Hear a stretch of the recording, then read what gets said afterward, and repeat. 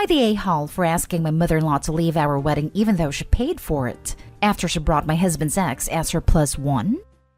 I, 28 female, met my husband, 27 male, 4 years after we divorced someone who everyone in his family calls the love of his life. It's okay. I don't really care if they think that way because my husband has assured me that it's not the case, and that he'd never consider her the love of his life.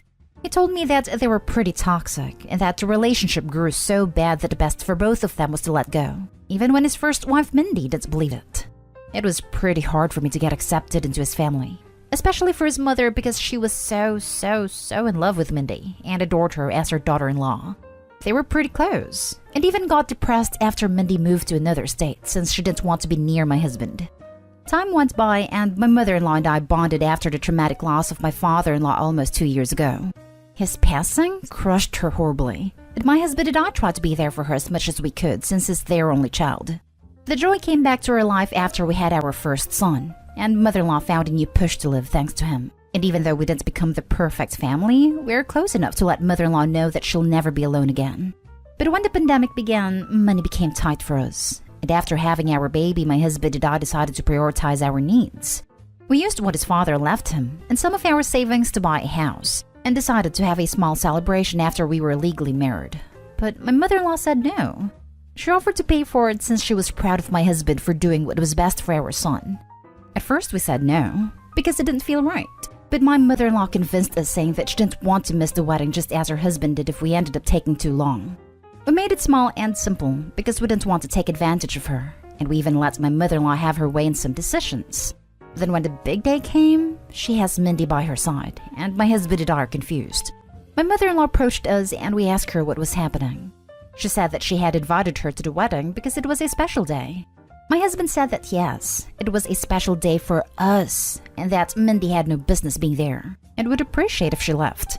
My mother-in-law looked at me, but I said that I feel the same way. But my mother-in-law got angry, and said that she paid for the wedding and she could invite anyone she wanted. While we both agree, we said that Mindy wasn't really anyone, and that it was the fact that she didn't tell us before, rather than inviting her. Then she said that if Mindy had to go, she'll follow, and my husband said, then do. She ended up saying that she's gonna stay, but that we had to tell Mindy to leave, which my husband gladly did. My mother-in-law spent all the evening mad, and after the wedding, we offered to pay for half of it or even everything if she wanted, but she said that the damage was already done. Now for the top comments. Not day home. I would go no contact with her faster than I could type this comment. Yeah, this just screams narcissistic parenting. This. I suggest you seriously consider if you want to leave your child alone with her. This, interactions about the wedding, give me a bad feeling that she may try to turn your child against you and can communicate and converse. Be wary. She cannot be trusted. Not day home. The fact that she quickly pointed out that she is the one who paid for the wedding makes me believe that this was her plan all along. She absolutely planned to be sneaky about this, or she would have told them who she was bringing ahead of time. It sounds like Mindy lives out of state now, so this required planning. It was not a spur-of-the-moment decision. Why would Mindy have even wanted to attend the wedding of her ex-husband that she moved out of state to get away from? What the actual hell is wrong with both her and mother-in-law? Not day home, and really weird that the ex would even want to be there. Right? I'm confused why the ex bothered coming. Super weird situation all around. I'm guessing mother-in-law was hoping that the ex would show up and her son would be overwhelmed by his love for her and he would send his fiancée away and still hold a ceremony. But with the ex. The ex was in on it too, obviously. Next story. Am I the a-hole for kicking the best man out of my wedding after he disrespected my fiancé? I've been best friends with Jeff since 7th grade. He spent a lot of time at my house because his parents are very strict and religious. He had a cool laid-back mom, and everyone wanted to hang out at my house. Jeff got close to my mom and pretty much lived there unofficially during high school. My mom hates the woman I'm marrying. It's a work in progress, and I have to make a lot of sacrifices to defend my fiancé. Jeff is aware of all the drama that has been going on, and for the most part doesn't offer his opinion, though he has occasionally told me no relationship is worth losing my mom over. My mom and my fiancé got into a huge fight over my mom's dress for the wedding. That issue actually worked itself out because my mom found out she's pregnant, so she couldn't wear the offending dress anyway. and she's very happy about the baby and doesn't care about fighting with my fiancé anymore. Jeff heard about the dress drama from my mom when he was hanging out with my cousin at a family cookout, which I did not attend. Then Jeff sent me a text calling my fiancé a controlling, insecure little girl, and saying I am an idiot if I would lose my mom over some witch. He admits he had been drinking when he sent it, and said he is sorry for calling her a witch, but that his sentiment stands. I did tell my fiancé what he said. I decided I can't have a best man who doesn't support the relationship and who disrespected her. I told Jeff he is still invited, but can't be the best man. He took it all right, but admitted he is worried about our friendship. My mom told me that I'm a horrible friend and becoming a fake person. She said she would never have a best friend she couldn't be honest with, and she wouldn't marry someone who was so sensitive that she had to protect them from words.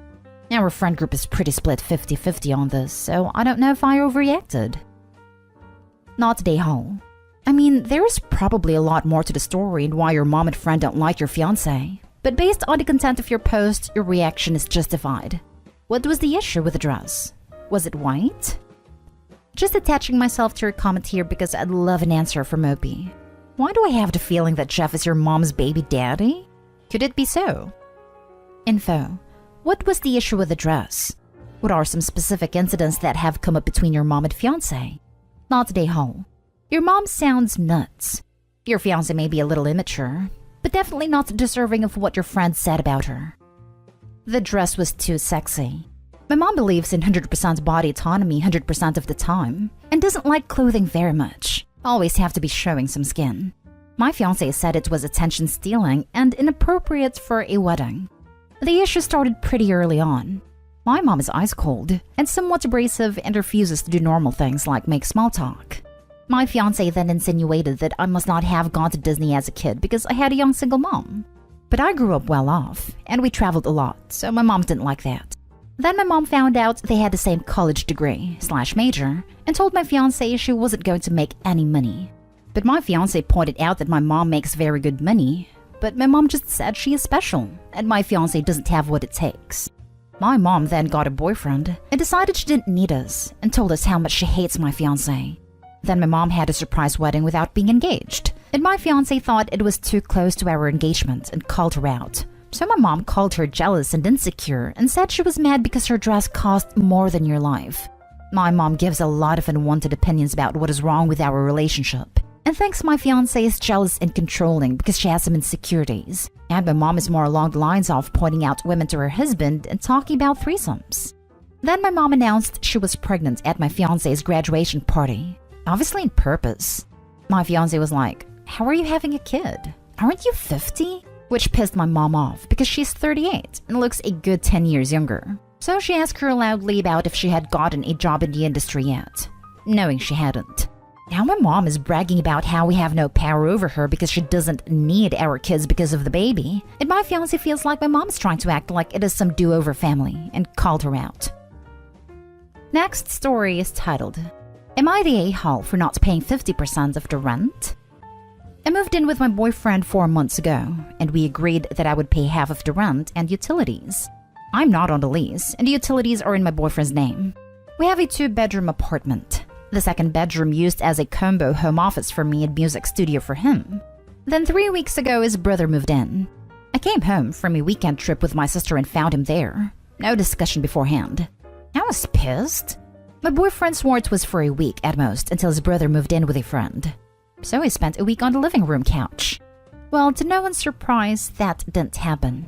The friend decided he didn't want the brother to move in, given that the brother doesn't work, doesn't clean up after himself, and is a general jerk. Even my boyfriend admits this about his brother.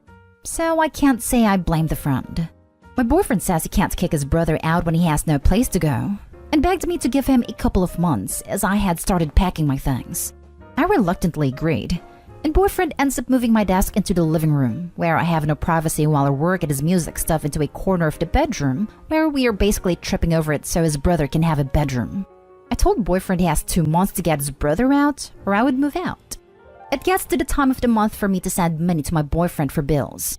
I send him 25% of the rent and 33% of the utilities instead of 50% for both. And boyfriend is upset, saying that is not what we agreed on. I told him I also don't agree to live with his brother, and I'm just paying what I feel is fair given that. My thinking is that every apartment I have shared, you pay rent by bedroom and utilities by person.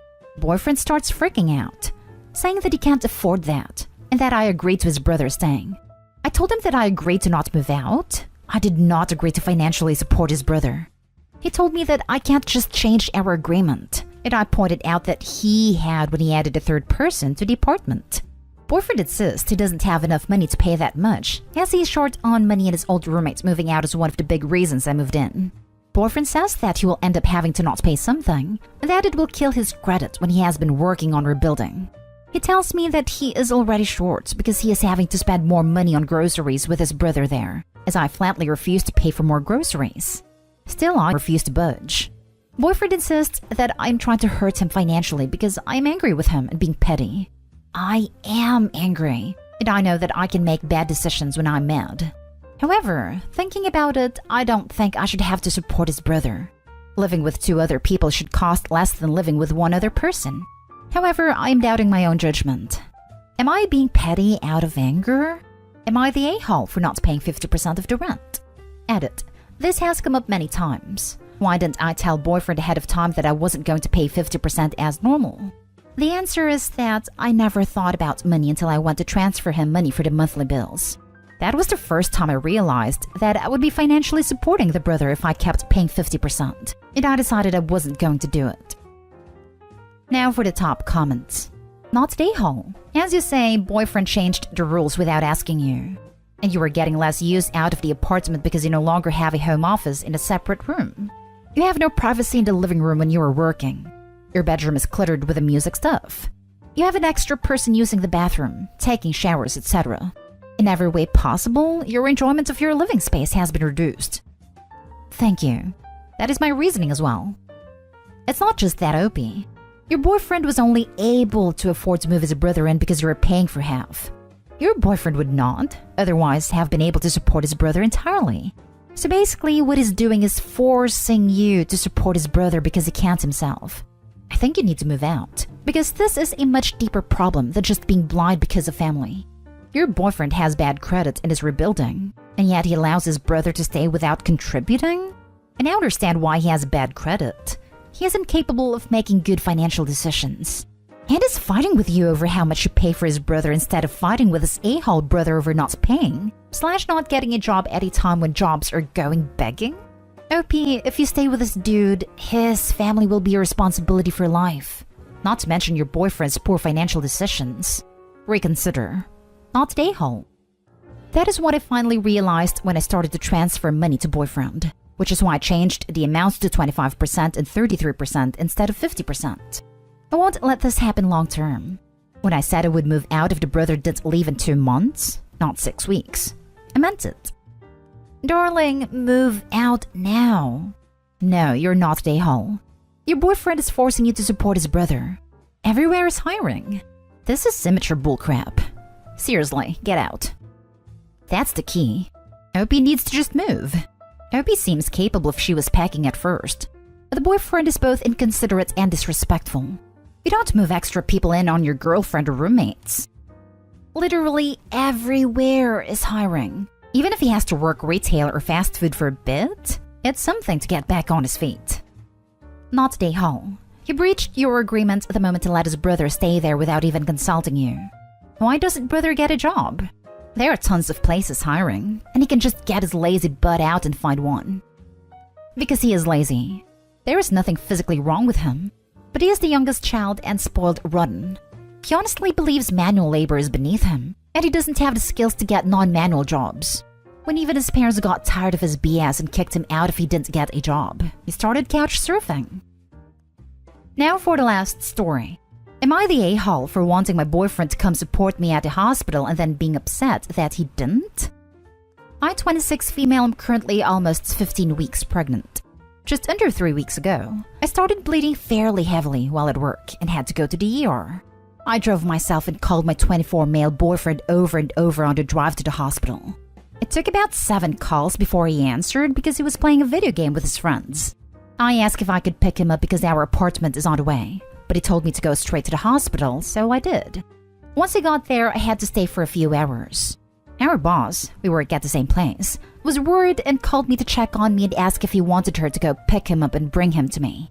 I called him and asked, but he said no because he didn't want to make her do that.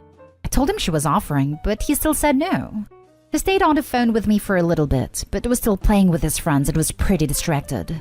My phone ended up dying, and I spent the last 2 hours there alone, terrified I was losing my baby, and being told to stop crying by the nurses because I was going to stress baby out. When they finally discharged me, I had to drive myself home. When I got home, I told him I was upset that he left me alone with no support like that. He argued that he didn't have a way there.